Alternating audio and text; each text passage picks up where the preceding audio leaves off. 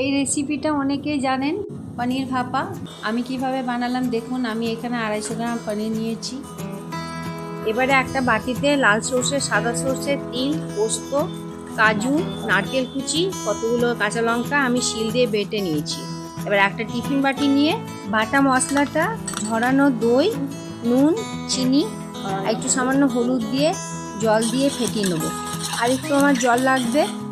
সমস্ত মশলাগুলোকে ভালো করে ফেটিয়ে পনিরের টুকরোগুলোকে দিয়ে দেবো। 1 চামচ তেল আমি দিলাম, কতগুলো কাঁচা লঙ্কা। এরপরে মুখটাকে বন্ধ করে দিলাম সিলভার ফয়েলে।